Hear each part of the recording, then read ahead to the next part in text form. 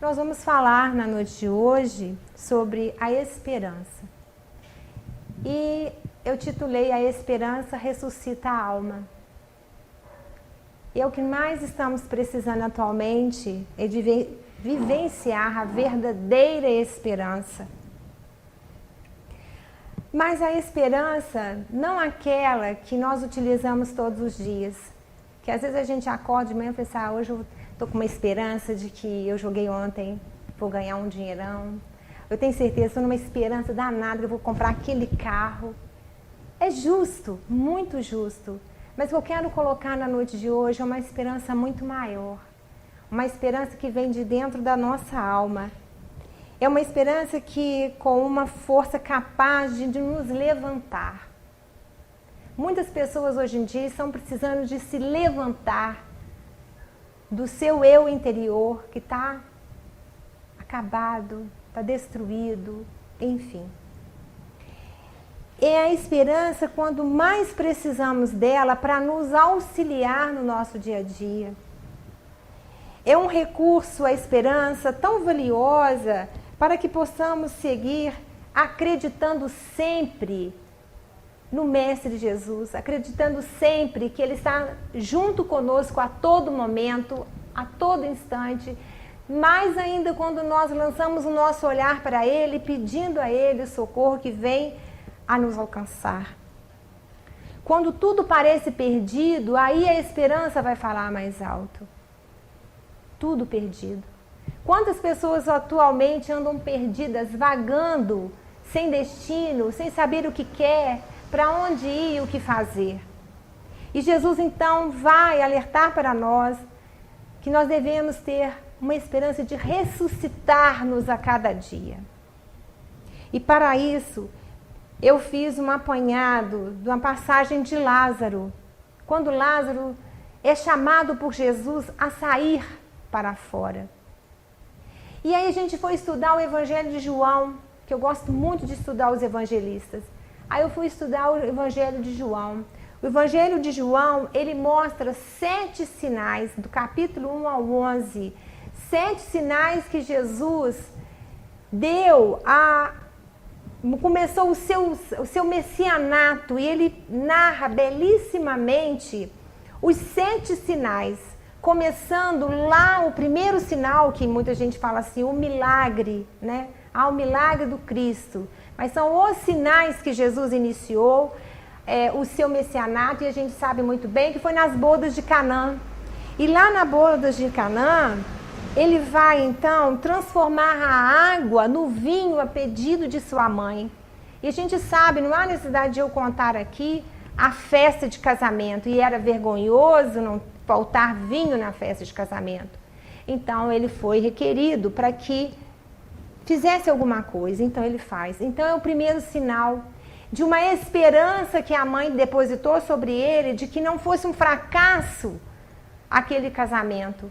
E ele então obedientemente aceitou o pedido da mãe. Então é a primeira demonstração, é o primeiro sinal. Uma demonstração de poder sobre a criação. Aí vem um segundo sinal. O segundo sinal, a gente está lá em João 4, 46 a 54, que fala a cura do filho do oficial do rei. O oficial do rei procura o Cristo na esperança de que ele poderia salvar seu filho que estava à beira da morte. Confiava nele, então foi procurá-lo. E Jesus então disse para ele, volte, seu filho está curado. Então, nesse momento, é uma demonstração de autoridade à distância.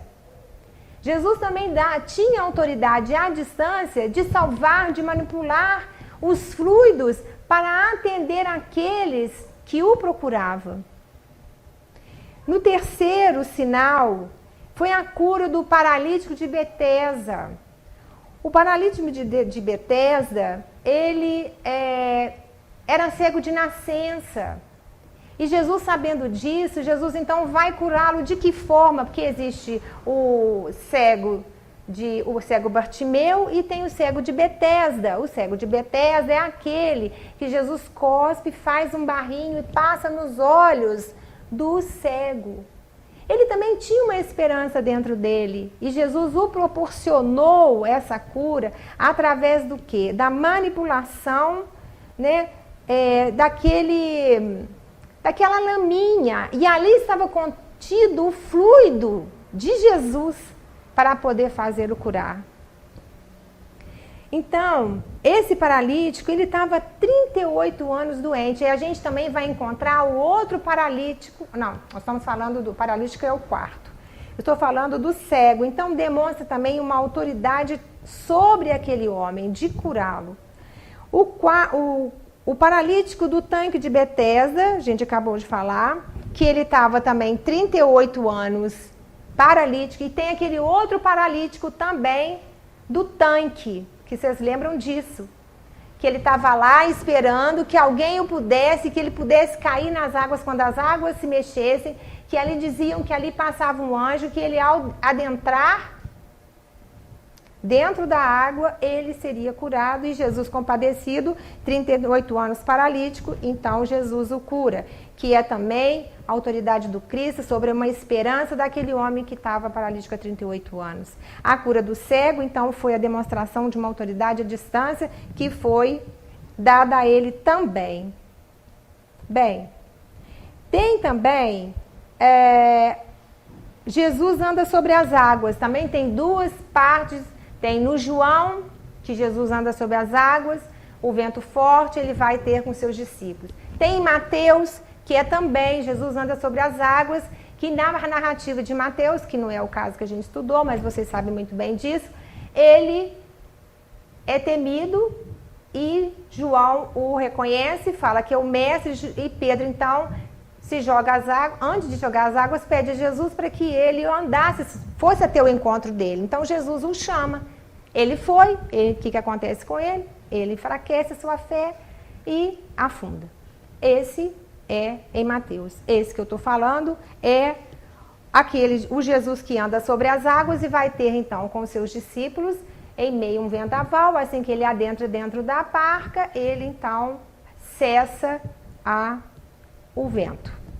Bem, nós vamos ver o sexto. Eu pulei. Eu falei o 3, mas é o sexto. O sexto que é o cego de nascença, que Jesus então dá a ele, ressuscita a ele a visão.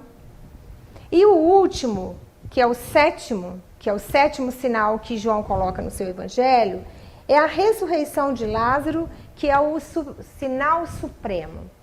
Por que é o sinal supremo?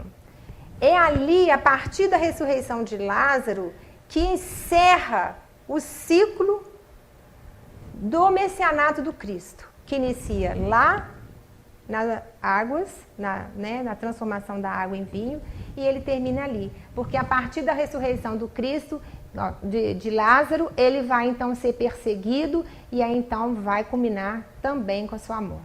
Aí a gente fez esse apanhado, esse estudo, para trazer para nós, para ver o quanto tantas pessoas no seu evangelho tinham a esperança, e ele então ressuscitou através dos seus sinais, ditos milagres. Bem, na ressurreição de Lázaro, a gente vai saber que ele estava doente, não é? Que ele morre, que ele fica 4 dias dentro do túmulo. E então Jesus chega para mudar essa história. Mudar de que forma? Ele vai chamar Lázaro a sair para fora, sair de dentro dele. E Lázaro, então, não está morto. Lázaro não estava morto definitivamente. Tanto que, em João 11:3, diz Jesus o seguinte, que ele não estava morto. Quando Maria e Marta, mandaram dizer para ele assim, Senhor, eis enfermo aquele que tu amas. E Jesus, então, ele não foi ao encontro dos amigos, ele não foi. Ele ficou ainda onde ele estava e disse, Jesus, ouvindo tudo isso, né, que ele estava doente, estava muito enfermo, ele diz: essa enfermidade não é para a morte, mas para a glória de Deus, para que o Filho de Deus seja glorificado por ela. Então, é através da ressurreição de Lázaro que Jesus vai se glorificar e mostrar a todos o seu último sinal e que verdadeiramente ele era o Filho de Deus, que muitos ainda duvidavam. E Lázaro, então, não estava morto definitivamente, disse Jesus. Lázaro, o nosso amigo, dorme, mas vou despertá-lo do sono. Então, Jesus disse que ele dormia. Ele não estava morto. E queria lá despertá-lo do sono. Mas ainda continuou 2 dias na cidade para depois ir para a Judéia, para poder estar na casa de Marta e Maria. Estava, então, num estado de morte aparente. O espírito ainda estava ligado a Lázaro. Bem, Jesus atua espiritualmente no domínio dos fluidos, do magnetismo que ele possuía. E isso a gente vai ver quando a mulher hemorroísa toca nas vestes do Cristo, que ele mesmo fala: saiu de mim virtude, saiu dele fluido curativo, que no qual ela ficou curada. Então, Jesus tinha esse magnetismo forte dado por Deus, porque ele era o Filho de Deus. Então, ele tinha o domínio dos fluidos. E que fluidos? Na água, no ar, no fluido sanguíneo. Ele tinha poder para isso. E aquele que tinha esperança e que estava predestinado a ser curado, ali sim se fazia presente a cura do mestre através do seu magnetismo. Então Jesus, levantando os olhos para cima, ele faz uma oração, ele dá graças ao Pai por ele poder agir, pelo Pai ter ouvido ele a fazer as manifestações daqueles necessitados. Bem, essa energia espiritual é a essência do nosso ser como uma energia pura que controla e conecta a nossa mente, nosso corpo e o nosso espírito. A reativação do corpo de Lázaro, o Lázaro estava doente, mas, segundo, não estava em estado de morte definitiva, mas sim em um estado de letargia ou catalepsia. Bem, então o que é letargia? Letargia é as forças vitais, né?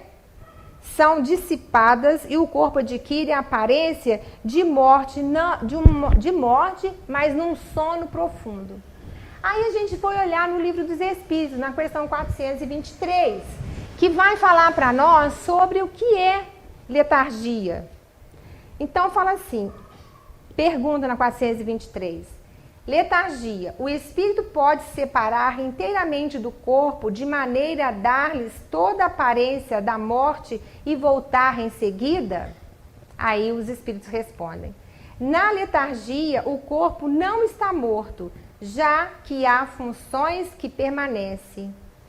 A vitalidade aí está em estado latente, como na crisália, mas não está aniquilada. Ora, o espírito está unido ao corpo, tanto que ele vive. Quando um homem que tem as aparências da morte retorna à vida, é porque a morte não havia sido completada.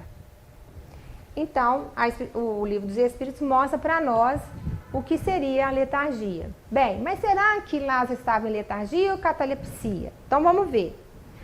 A catalepsia é uma condição neurológica caracterizada por rigidez muscular prolongada e imobilidade, diminuição de respostas e estímulos externos e redução da sensibilidade da dor, ou seja, suspensão das forças vitais.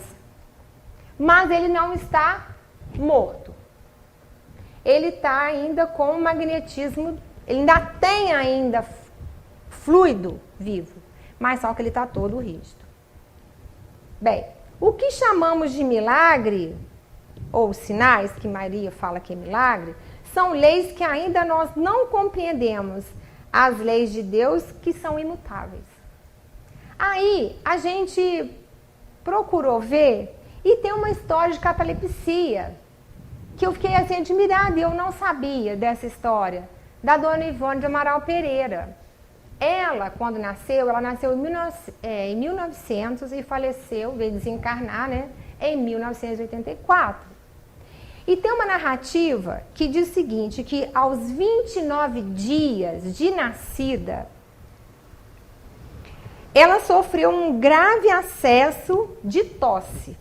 Uma bebezinha que tossiu, e que a levou a um estado de catalepsia. Na época, em 1900, gente, né? Ninguém sabia direito o que a criança estava tendo. Então, ela teve uma morte aparente que durou 6 horas.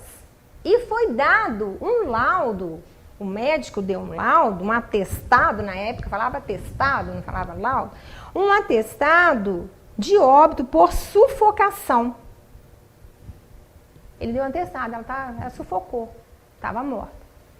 Narra que a mãe dela não aceitou, a mãe dela olhava e falava, não, ela não está morta, ela não está morta. E aí a mãe, em oração, com as mãos sobre o corpinho da filha, sentiu que ela estava viva. E então ela vai fazer uma prece fervorosa a Maria Santíssima. A Maria Santíssima, que devolvesse a filha para ela, prometendo dedicá-la à fé, e após 6 horas a criança acordou em pranto. Então, uma força da oração de uma mãe, e pedindo uma intercessão à mãe de Jesus, e essa criança que não estava morta, porque a gente sabe que quando a gente morre, há um rompimento do cordão de prata, isso. Então, quando há esse corte, não é morte mesmo. Bem, aí a criança acorda em prantos e a mãe diz que sobre a mãozinha no corpinho dela, ela volta então chorando e a mãe diz que ela teria uma missão. Então, imaginem se a mãe, com aquela força da oração, e também, lógico, né, a espiritualidade envolvendo aquela situação, porque Dona Ivone do Amaral teria uma missão muito grande de uma médium exemplar. Se perderia, então, ela tinha que estar. Então, foi uma historinha que eu, gente, ouvi e fui pesquisar, eu ouvi do... eu esqueci o nome daquele menino, depois eu lembro. Um rapaz que faz palestra muito bem. Valadares? Arthur Valadares. Não veio o Arthur, mas veio o Valadares. O Arthur Valadares. Então eu falei, gente, que bacana, né? Então, estamos no caminho certo do nosso estudo. Bem, o que Lázaro teve, se foi catalepsia ou se foi a letargia, ele estava morto. Bem, o que vai nos dar isso tudo numa grande mensagem? Uma grande mensagem. A grande mensagem é que a vida continua, não é? A vida continua. A morte não existe, não é? Como fim. A morte do corpo é o fim, mas a morte do meu espírito, o nosso espírito, ele alça voo, não é? Então, nisso tudo, quem que está no controle? Deus. Deus está no controle das nossas vidas. Então, a esperança vai nascer exatamente dessa certeza, que a morte não existe. E que eu tenho que ter esperança de que quando eu estou por aqui, eu tenho que fazer o meu melhor para que a minha vida do outro lado, que é a minha vida permanente, eu tenha boas bagagens para apresentar do outro lado dos meus feitos aqui, as minhas melhoras interiores e o meu convívio no todo. Bem, A esperança nasce exatamente dessa certeza que a vida não acaba. A esperança nasce de um processo de quê? Como é que eu vou ter esperança em alguma coisa? Eu vou ter esperança quando eu confiar verdadeiramente. Eu confio, eu tenho esperança, eu confio que tudo vai dar certo. Que tudo vai dar certo. Eu confio e tenho a firmeza espiritual. Nós temos que ter firmeza espiritual no nosso dia a dia, na nossa vida, no nosso controle das nossas coisas. Uma firmeza de que eu não estou desamparada. Que eu tenho sempre um amigo espiritual a seguir junto comigo. Se não tem um, tem dois, tem três, mas vai depender do quê? De com quem eu estou vinculado, com que pensamento permeia, que atitudes eu tenho. Temos que ter confiança, temos que ter firmeza espiritual, temos que superar as nossas adversidades, temos que ter muita fé em Cristo, Jesus, todo tempo, fé que nos agaria a caminhar. A vida continua. A imortalidade da alma. Fala aí, a vida continua. Tem um livro, né? E tem um filme também da Vida Continua. Tá? Parece que foi lançado em 2012. Vale a pena. Bem, Lázaro somos nós? Será que nós somos Lázaro? Será que nós estamos no estado de catalepsia ou de letargia? Como será que nós estamos? Isso faz para mim.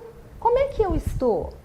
Em que estado somos nós? Bem, quantas vezes nós também estamos como Lázaro? Amarrados, né? Amarrados, presos, parados no tempo, dormindo na época. Presos em quê? Em que a gente pode estar preso hoje? Numa tristeza. Ah, me aconteceu uma coisa, eu estou muito triste, eu estou presa naquilo. Nas doenças, aí é difícil, não é? Bate a doença, não está esperando, aí de repente você fica preso naquilo. No desânimo, no desamor. Mas, entretanto, a gente tem que ver o seguinte: tudo isso que acontece conosco é para mexer com a gente. A gente não deve perguntar por que eu estou vivendo essa doença? Por que fulano fez isso comigo lá no meu trabalho? Por que eu gosto tanto dos meus pais e eu, de repente, eu me desentendo com eles? Nós não temos que perguntar por quê, nós temos que perguntar para quê? Para que eu estou vivendo tudo isso? Para que eu não estou me entendendo com aquela pessoa? Porque tem uma razão por trás daquilo. Tem e existe uma razão. Então, enterrados em preocupações, vivemos todos nós. Enterrados sem forças para levantar, para reagir. Por fora, estamos vivos. Quem nos olha, não estou falando de vocês não, tá, pessoal? É no contexto geral da humanidade. Quem olha, fala, ó, tá vivo. Achando que viver é viver nas baladas, é viver nos barzinhos, é viver no oba-oba. Ah, tá vivo, fulano tá vivo.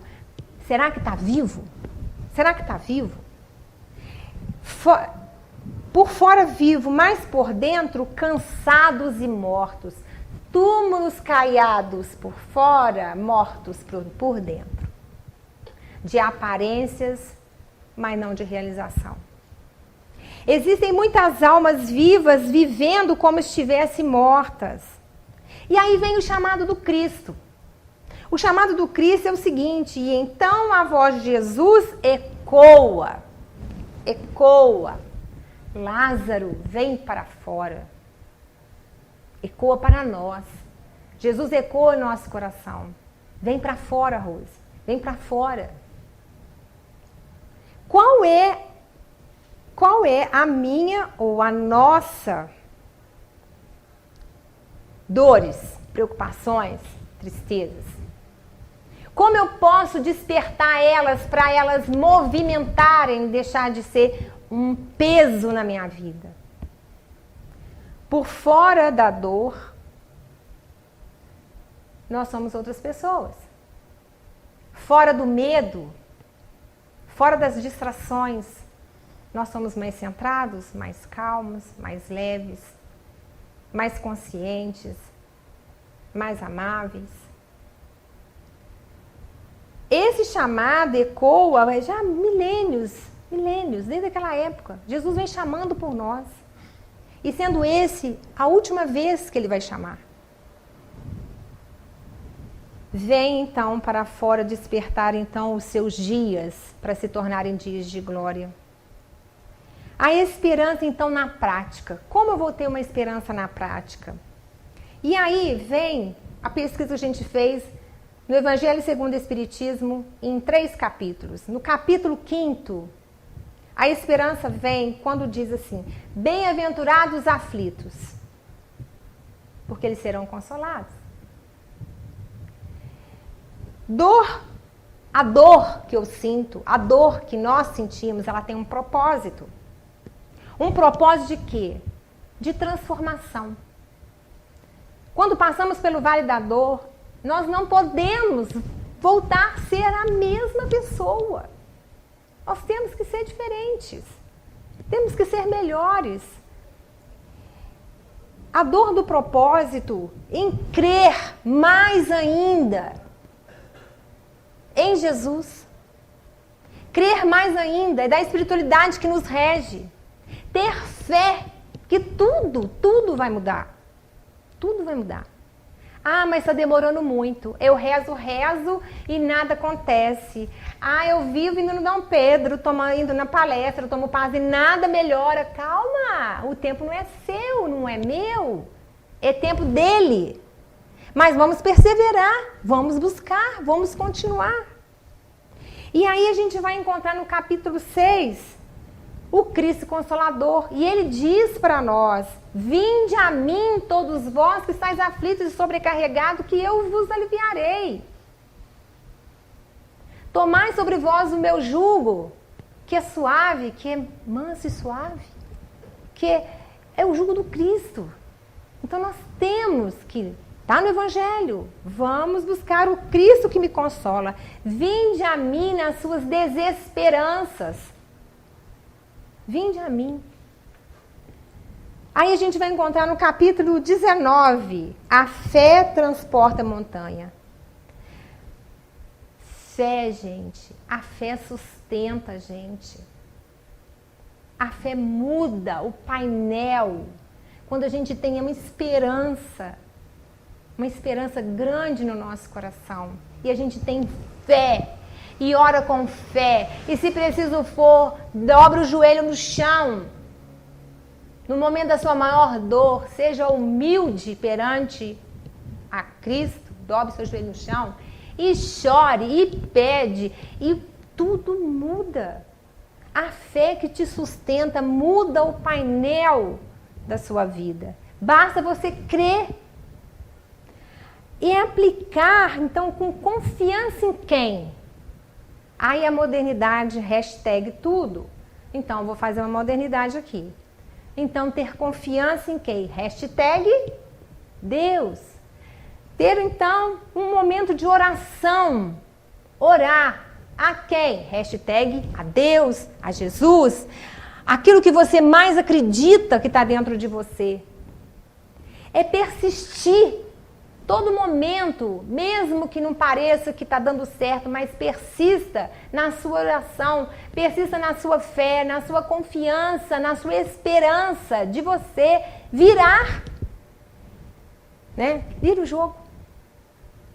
Vira o que está acontecendo com cada um.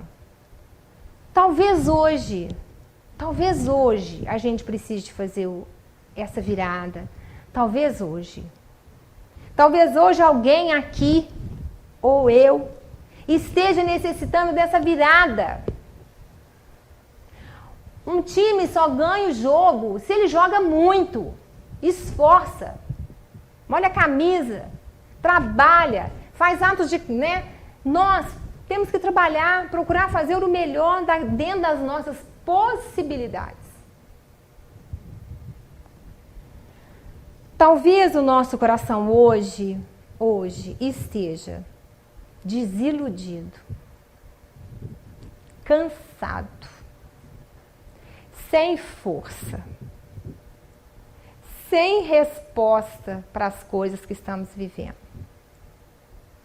Se perguntando, para quê? Talvez a gente não saiba, mas faça silêncio. Quando tudo parecendo tudo tumultuado, faça silêncio. Silencie. Jesus nos ensinou que ele orava no silêncio do seu quarto. E ele saía para orar. Ele subiu ao monte, muitas das vezes, para poder orar ao Pai, para que fortalecesse ele para os enfrentamentos que viriam. Existe um olhar acolhedor. Nós não temos olhar acolhedor para os nossos pequenininhos, quando chega, todo machucado, caiu, machucou o joelho, o que a gente faz?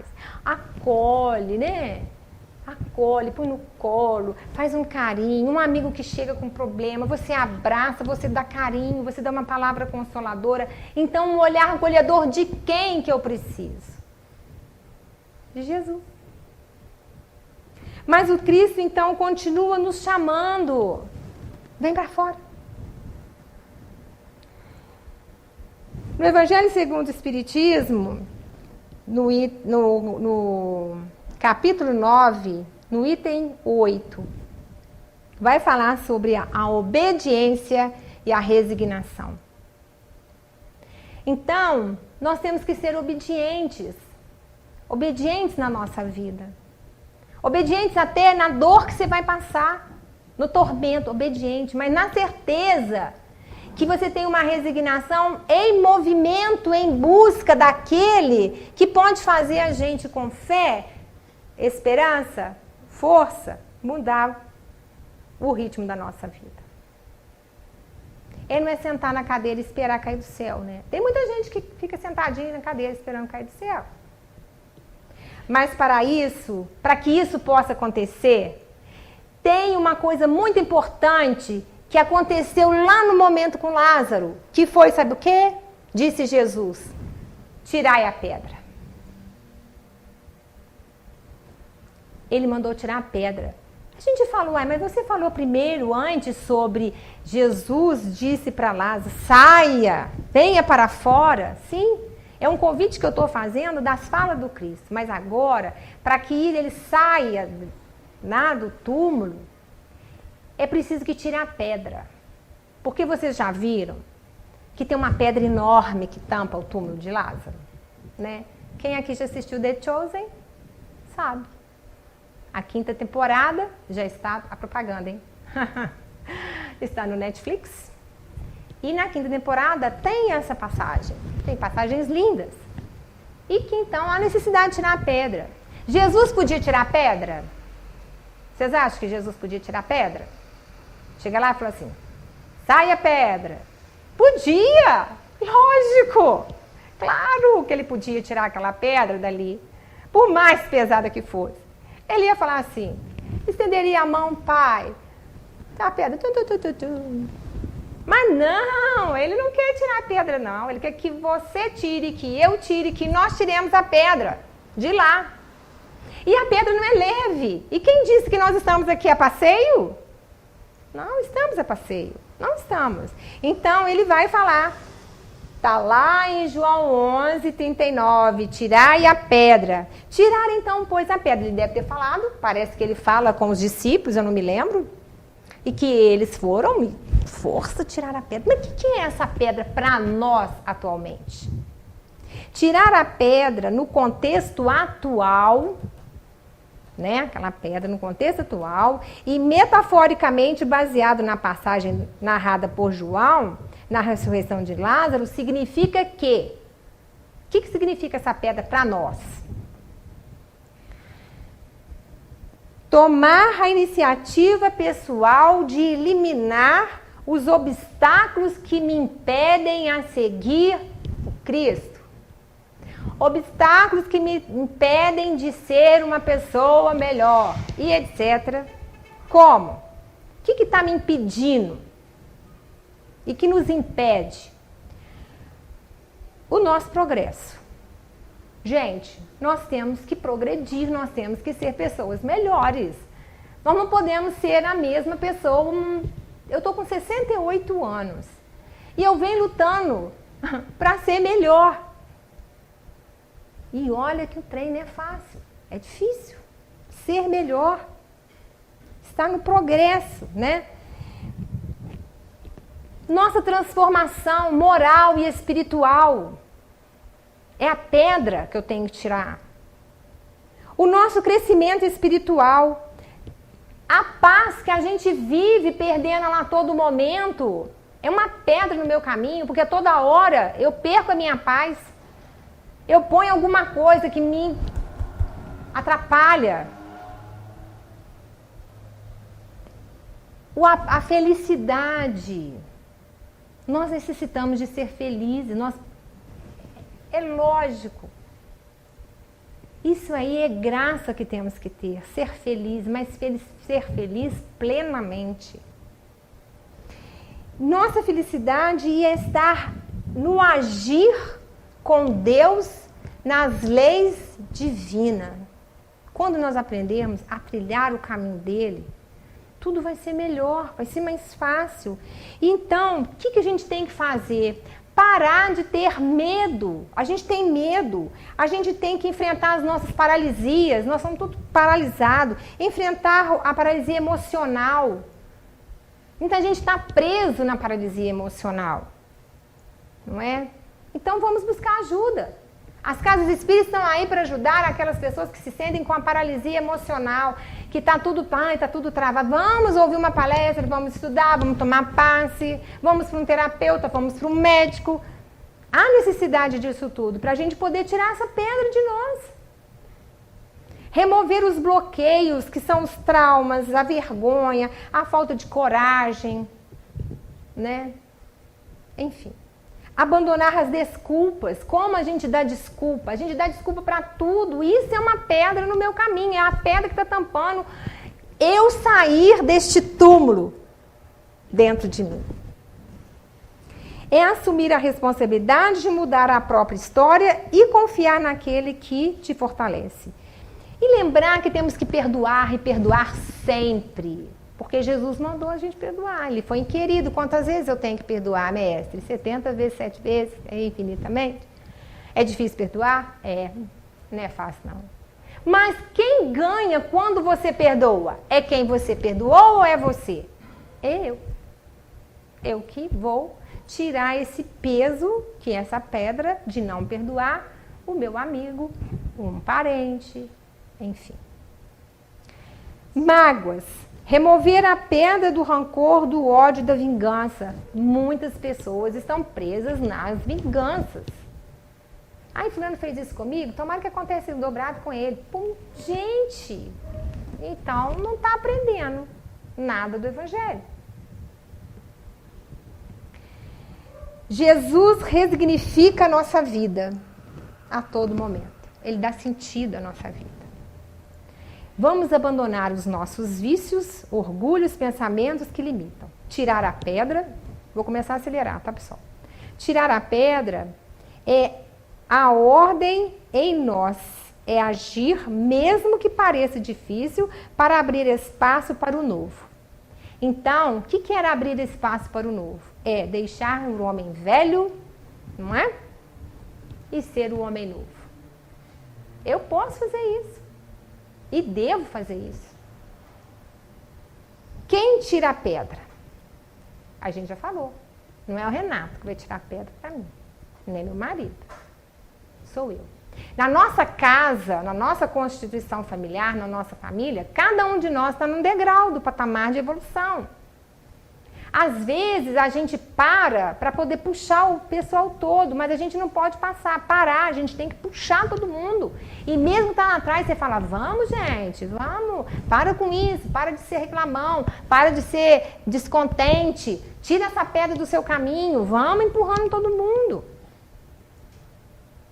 Tirar a pedra é um ato que simboliza para nós a remoção das barreiras, das dúvidas e obstáculos que impedem a minha ação para o meu crescimento espiritual. A gente vai lembrar rapidamente aqui de Saulo, né?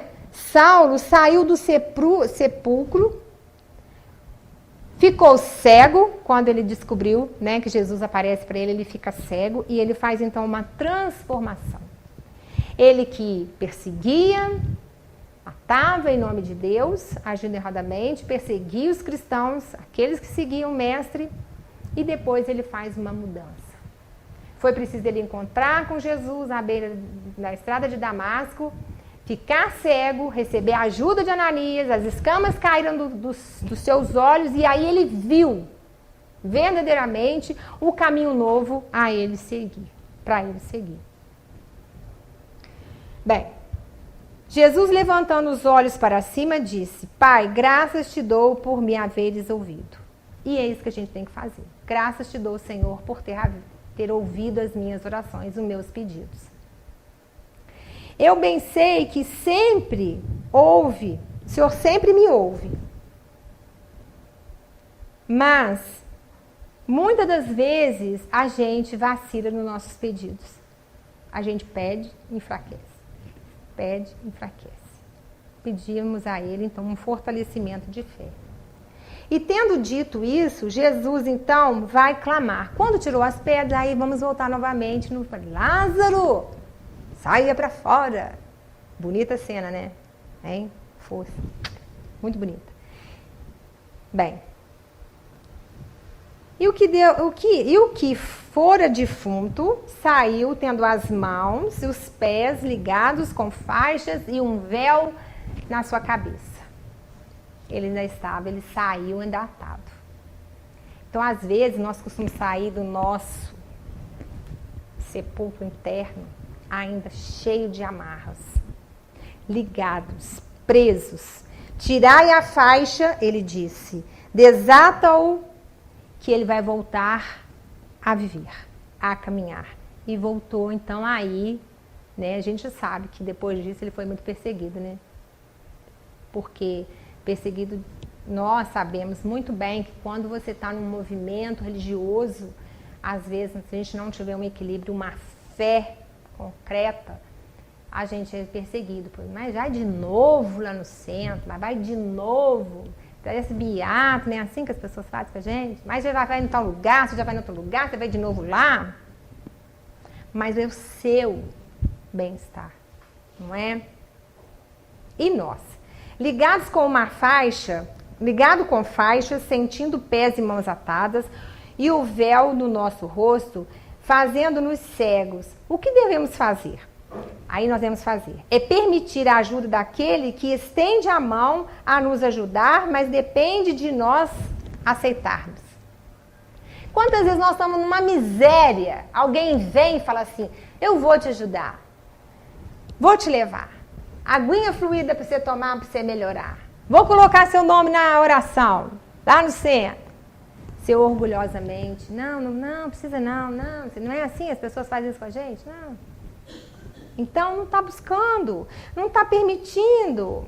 Então, que possamos ouvir hoje e sempre a voz de Jesus a nos chamar. E ouvir Jesus, gente, no nosso coração, é deixar Ele fazer morada. É deixar Ele fazer morada. É encontrar força para recomeçar. Muitos de vocês aqui já tiveram que recomeçar um monte de vezes, né? Muitas vezes. Recomeçar. Esperança para prosseguir e fé a nos guiar. E oração para nos nortear. Esse é o caminho. Ouvir Jesus, encontrar força, ter esperança, ter fé e oração que norteia. A oração nos norteia a todo momento. Na hora da dor, na alegria também. Jesus disse, vinde a mim, para que tenham vida e vida em abundância. Eu quero ter vida em abundância, então eu vou só com Ele. Eu vou seguir Ele, fervorosamente. Caminhando então para o fim. E aí, nós vamos pedir a Ele, na noite de hoje. Dai-me força, Senhor. Porque nós precisamos de força. Vou citar uma doença. Quando uma doença bate na sua porta que você não espera, você tem vários caminhos de aceitação ou de revolta. Você tem o poder de aceitar tratamento ou não aceitar tratamento. De orar ou não orar. Bem, mas se você tem uma esperança de que aquilo que está batendo na tua porta pode ser diferente e você confia na diferença através do quê? Dai-me força, Senhor. Dai-me força, Senhor, é uma oração de entrega. A gente se entrega. Então, eu vou me entregar. Para superar dificuldades, pedindo coragem e sabedoria. Que eu tenha coragem de enfrentar. Mas sabedoria de como enfrentar. E também orar ao Pai, dai-me forças, mas também dai-me esperança, Senhor. Porque sem esperança eu não vou sair de lugar nenhum. E pedir a esperança a Jesus é pedir uma força regeneradora que levanta o nosso coração nos momentos mais difíceis, que fortalece a fé em nós, que traz para nós a paz para enfrentarmos aquelas dificuldades que a vida vai nos colocar, seja ela qual for. Pedir então a Deus que Ele nos dê força. Dai-me forças, então dai-me fé. Dai-me fé, Senhor. Dai-me fé. É reconhecer que Deus é a fonte de toda confiança, é a esperança que ressuscita a alma. É a esperança que ressuscita a alma. Não tem outro caminho. E essa esperança que ressuscita a alma é a confiança de que venceremos. Seja qual pedra que eu tenho que tirar no meu caminho, eu vou vencer. Eu vou ter confiança. É a voz de Deus em nós, porque Ele fala no nosso coração. Mas como às vezes nós somos surdos e prepotentes, a gente não ouve o que Ele está falando conosco. É nos chamando de volta à vida. Jesus nos chama de volta à vida a todo momento. A todo momento. E muitas das vezes a gente deixa passar as oportunidades. É nos fortalecendo na fé. Preciso de me fortalecer na fé. E como eu vou me fortalecer na fé? É fazendo o que a gente está fazendo. É buscando um cadinho de palavra consoladora, um estudo, uma prece em casa, o culto no lar, a importância da oração em família. Aos pensamentos positivos que são geradores de bonanças para nós. Palavras edificadoras. Jesus nos chama de volta à vida. E a esperança ressuscita a nossa alma. E a nossa alma, ela é eterna. Mesmo que hoje, passando pelo vale da dor, pelo vale da tormenta, eu consiga a benesse do Cristo de me curar. Eu sei que eu vou ter que voltar. Porque a cura, como tantos outros do seu santo evangelho, tiveram a cura, mas foi a cura daquele problema. Mas virão outros, porque o nosso destino não é estar aqui na terra. O nosso destino é o plano espiritual. E nós não fomos preparados durante o nosso crescer de infância até a eternidade, de que um dia nós vamos morrer. E quando paira sobre nós o peso de que eu estou para partir, sendo que a gente parte todos os dias. Todos os dias a gente parte. Todos os dias a gente envelhece. E cada dia a gente está com um negocinho diferente. E esse negocinho diferente está caminhando para que a gente vá para o outro lado. Aí a gente desespera. Então, nos preparemos.